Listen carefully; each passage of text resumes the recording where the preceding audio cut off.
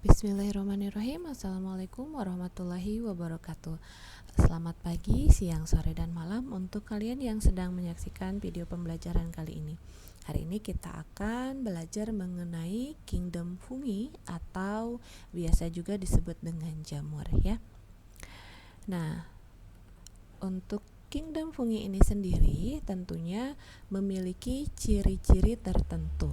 Yang pertama yaitu dia merupakan sel eukariotik, artinya ada prokariot, ada eukariotik ya. Kalau untuk yang prokariot dia belum memiliki inti membran sel, sedangkan si yang eukariot ini atau eukariotik ini sudah dilengkapi dengan inti membran sel. Yang kedua, dia bersifat uniseluler, ada juga yang bersifat multiseluler. Apa bedanya? Kalau untuk yang uniseluler ini artinya si jamur tersebut masih bersifat mikroskopik ya, karena hanya terdiri dari satu sel saja. Sedangkan kalau yang multiseluler, multi di sini artinya banyak, artinya si jamur tersebut sudah dilengkapi dengan banyak sel sehingga tidak memerlukan mikroskop atau alat bantu untuk melihat jamur tersebut karena sudah terlihat dengan nyata ya. Yang kedua, jamur itu dilengkapi dengan hifa. Kumpulan dari hifa itu disebut dengan miselium. Nanti kita lihat bentuk hifa tersebut pada morfologi jamur ya. Lalu selanjutnya, nah kesini dulu. Jamur ini sekilas kan terlihat seperti tumbuhan ya, tetapi dia tidak dikelompokkan ke dalam kingdom Plantae. Nah, salah satu alasannya adalah jamur tersebut tidak memiliki klorofil atau zat hijau pada tumbuhan. Ya, karena tidak memiliki klorofil ini, jamur tidak bisa membuat makanannya sendiri. Makanya dia cara mendapatkan makanannya dengan cara heterotrop ya, yaitu melalui sapropit ataupun parasit. Parasit di sini artinya jamur tersebut menempel pada inangnya atau mendapatkan makanan dari organisme lain, sehingga dia merugikan pada beberapa jenis makhluk hidup, baik manusia, hewan ataupun tumbuhan. Nah, kalau sapropit dia mendapatkan makanannya dari jasad retnik ya, karena kan jamur itu juga merupakan salah satu dari organisme pengurai. Selanjutnya, nah ini yang disebut dengan hifa ya. Jadi pada bagian badan buah jamur itu tersusun atas hifa. Kumpulan dari hifa tersebut disebut juga dengan miselium. Ada juga bagian spora ya pada jamur ini untuk melakukan proses reproduksi. Nah, selanjutnya ini adalah klasifikasi dari jamur. Jadi pengelompokan dari jamur itu bisa dibedakan berdasarkan satu morfologinya, yang kedua berdasarkan cara reproduksinya ya atau alat reproduksinya. Ya, untuk yang morfologi dulu ya. Pertama adalah hamir atau disebut juga dengan yeast. Dia merupakan jenis dari jamur uniseluler, artinya memiliki sel tunggal. Nah, untuk si yeast ini contohnya adalah ragi ya. Lalu yang kedua ada kapang atau disebut juga dengan mold. Mold ini bentuk tubuhnya multiseluler, artinya terdiri dari banyak sel. Mushroom juga seperti itu, seperti halnya kapang dia multiseluler. Tapi kalau berdasarkan bentuk nyatanya, ini akan lebih terlihat mushroom ya dibanding kapang. Selanjutnya berdasarkan reproduksinya dibagi menjadi 4, yaitu ada zygomicota, lalu ada ascomicota, basidiomicota, dan deuteromicota. Nah, bagaimana pembagian dari jamur berdasarkan alat reproduksinya? Kita lihat pada tabel berikut. Jadi ini ada pembedanya ya, berdasarkan hifa, berdasarkan reproduksi aseksual, berdasarkan reproduksi seksual, dan berdasarkan ada atau tidaknya tubuh buah. Nah, karena tadi perbedaan divisi jamur ini salah satunya berdasarkan cara reproduksinya, maka kita bahas dulu berdasarkan cara reproduksinya ya. Untuk yang pertama, reproduksinya bisa secara aseksual ya. Kalau untuk zygomicota ini dengan cara fragmentasi atau badan tubuhnya bisa terpotong-potong gitu. Ada juga berdasarkan sporangiosfora. Lalu untuk yang ascomicota itu reproduksinya secara aseksual bisa dengan tunas atau juga Conidiospora. Basidiomycota dengan Conidiospora juga, dan Deuteromycota juga sama dengan Conidiospora. Lalu untuk reproduksi seksualnya, untuk yang reproduksi seksualnya, kalau zigomycota itu dengan zigospora, ascomycota dengan ascospora, lalu basidiomycota dengan basidiospora, dan deuteromycota ini belum diketahui. Jadi ini pembedanya nih ya. Kalau untuk yang deuteromycota ini dia belum diketahui cara reproduksi seksualnya, atau bahkan mungkin tidak memiliki. Nah, ini berdasarkan tubuh buahnya. Tubuh buah itu jadi ada bagian dari jamur, badan buah ya, dan miselium. Kalau untuk yang zigomycota ini dia tidak memiliki badan buah. Untuk ascomycota dia memiliki badan buah dalam bentuk ascocarp. Lalu basidiomycota dalam bentuk basidiospora, dan untuk deuteromycota dia tidak punya. Jadi sama halnya dengan zigomycota, deuteromycota ini tidak memiliki badan buah. Sedangkan berdasarkan hifanya, kalau untuk zigomycota dia tidak memiliki sekat ya. Nanti kita jelaskan bentuk hifa ini pada slide selanjutnya. Lalu kalau untuk ascomycota bersekat, basidiomycota bersekat, juga deuteromycota bersekat. Hanya zigomycota yang tidak memiliki sekat. Nah, ini untuk yang zigomycota bentuknya seperti ini ya. Ini merupakan, atau ini salah satunya dia jamur yang berada pada roti. Ini untuk yang ascomycota. Kemudian ini adalah contoh dari basidiomycota ya. Untuk basidiomycota ini banyak juga jenisnya ya, karena dia juga merupakan jenis yang multiseluler, artinya terlihat atau nampak. Sebagian dari jenis basidiomycota ini bisa dikonsumsi, namun kita harus hati-hati karena ada beberapa jenis dari basidiomycota ini yang tidak bisa dikonsumsi. Kenapa? Karena jamur tersebut beracun gitu ya, sehingga kalau dikonsumsi tentu akan menimbulkan dampak yang tidak baik bagi kesehatan ya, bisa keracunan. Nah, ciri-cirinya seperti apa jamur yang beracun? Yang pertama, warnanya itu mencolok seperti ini ya. Ini warnanya merah terang menyala itu. Ada juga yang berwarna kuning terang, ada juga yang berwarna jingga terang. Jadi kita harus hati-hati kalau ingin mengkonsumsi jamur. Lalu yang kedua, mengeluarkan aroma amonia atau bau kotoran. Jadi hati-hati nih, dari jarak yang cukup jauh saja ini sudah tercium bau amonianya. Kemudian memiliki cincin pada bagian pangkal batang. Ini ya yang disebut dengan cincin pada bagian pangkal batangnya tersebut. Jadi hati-hati kalau melihat jamur jenis seperti ini, jangan langsung dikonsumsi. Kemudian ketika dibelah atau dipotong oleh pisau stainless misalnya, pada pisau tersebut akan meninggalkan noda bekas seperti warna hitam atau warna biru. Dan kalau dimasak, jamur ini bisa mengalami perubahan warna. Jadi tidak semua jenis basidiomycota aman dikonsumsi. Kita harus hati-hati. Kemudian ini jenis hifanya ya. Tadi kan ada hifa yang bersekat dan ada juga hifa yang tidak bersekat. Nah, seperti apa hifa yang bersekat dan tidak bersekat tersebut? Untuk yang pertama, pembagiannya ada asetat. A di sini artinya tidak ya. Nah, tidak memiliki sekat atau kadang disebut juga dengan senositik.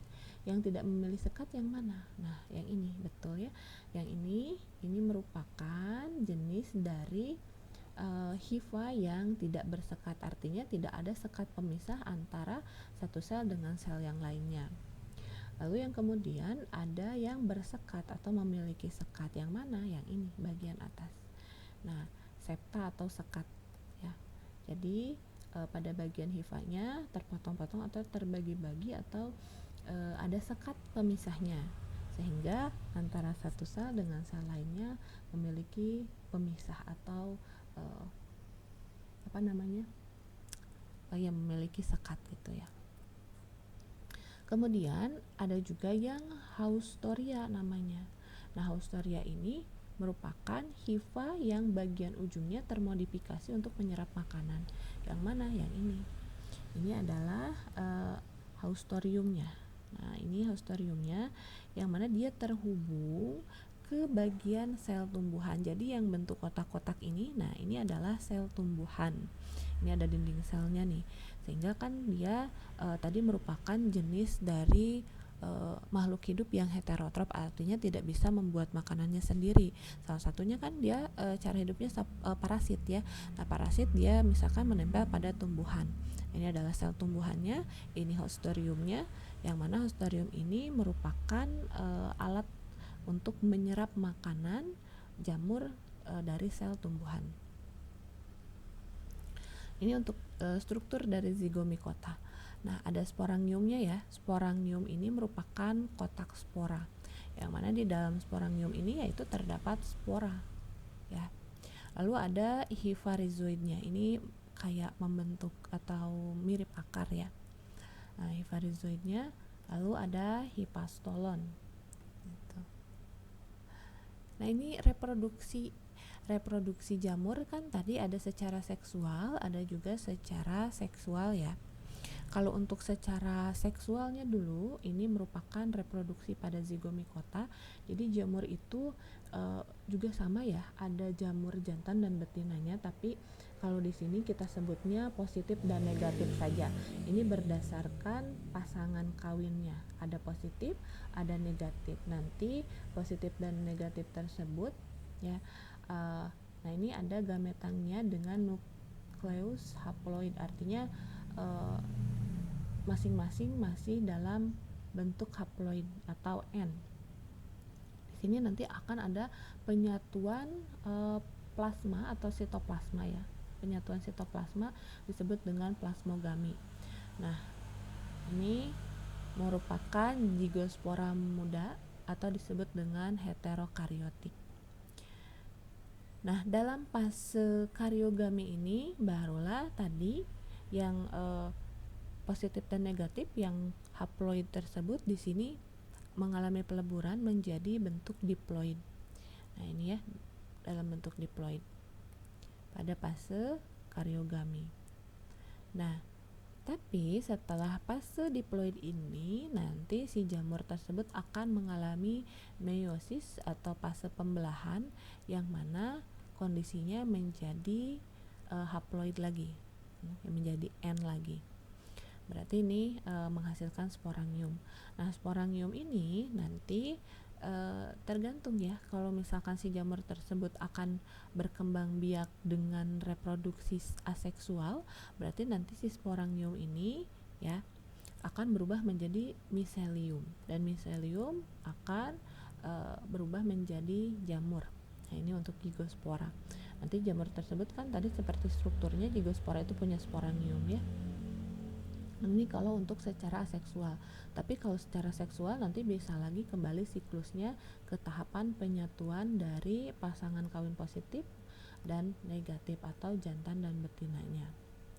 Gitu ya. Jadi kalau untuk yang aseksual nanti ada penyatuan dari gamet jantan dan betina. Sedangkan kalau untuk yang reproduksi aseksual nanti setelah membentuk spora ya, spora ini nanti akan tumbuh menjadi miselium, lalu tumbuh menjadi jamur yang memiliki sporanya.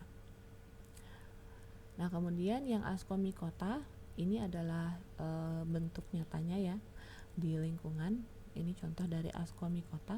Untuk proses reproduksinya sama, jadi ada cara seksual dan ada juga cara aseksual. Tahapannya juga sama ya, ada plasmogami dulu, lalu kariogami, dan pembelahan meiosis. Seperti itu. Nah, ini berdasarkan adanya ascocarp atau ascus pada jamur ascomycota. Nah, ini untuk yang reproduksi ascomycota, ini reproduksinya, dan ini adalah jenis-jenis ascus pada ascomycota. Jadi ada beberapa jenis ya. Yang pertama tanpa ascocarp, yang ini ya. Jadi dia itu tidak dilengkapi dengan badan buah atau pelindung. Ada juga Cleistotecium. Kalau ini berbentuk bulat dan tertutup. Ini ya bentuk yang Cleistotecium. Lalu ada Peritecium. Askokarpnya berbentuk botol. Nah, yang ini. Askokarpnya berbentuk botol. Sedangkan yang Apothecium itu askokarpnya berbentuk cawan atau mangkok. Nah, ini reproduksi yang Basidiomycota. Seperti halnya yang Zygomycota dan Ascomycota tadi, tahapannya sama ya. Ini ada plasmogami, lalu karyogami, dan kemudian pembelahan meiosis. Ini divisi Ascomycota beserta peranannya bagi kehidupan. Jadi ini untuk khusus yang Ascomycota ya. Jadi Ascomycota ini berdasarkan peranannya bagi kehidupan. Contoh-contohnya yaitu Morsella esculenta adalah jamur yang memiliki tubuh buah dengan mengandung banyak air. Jamur Morsella ini sangat enak dimakan. Ternyata ya ini bisa dimakan, bukan yang Basidiomycota saja yang bisa dimakan. Ternyata yang Ascomycota juga demikian. Yang mana jamur ini biasa ditemukan di bawah pohon buah-buahan. Kemudian ada Saccharomyces cerevisiae. Ini merupakan jamur yang bersel satu. Otomatis kalau untuk Saccharomyces cerevisiae ini tidak bisa dilihat dengan mata telanjang ya. Harus menggunakan alat untuk bisa melihat Saccharomyces cerevisiae ini. Dia bersel satu, lalu memiliki dinding askus yang tipis dan dikenal juga sebagai khamir. Nah, tadi ya contohnya khamir atau yes itu salah satu contohnya Saccharomyces cerevisiae. Ini bisa digunakan untuk pembuatan minuman, ya minuman beralkohol, untuk membuat tape dan juga pengembang adonan roti. Jadi ini banyak digunakan untuk membuat makanan itu melalui proses fermentasi ya. Lalu ada Penicillium notatum. Nah, ini harus diperhatikan ya. Ini merupakan cara penulisan secara ilmiah. Kemarin sudah dijelaskan dalam materi sebelumnya dalam klasifikasi, yaitu cara penulisan kalimat ilmiahnya. Penicillium notatum ini ya adalah jamur yang digunakan untuk pembuatan antibiotik penisilin, yang mana dilakukan dengan cara mengekstraksi biakan cairnya. Nah, kegunaan penisilin ini untuk apa? Untuk membasmi bakteri seperti bakteri Neisseria meningitidis ya, atau bakteri Streptococcus pneumoniae dan Staphylococcus sp.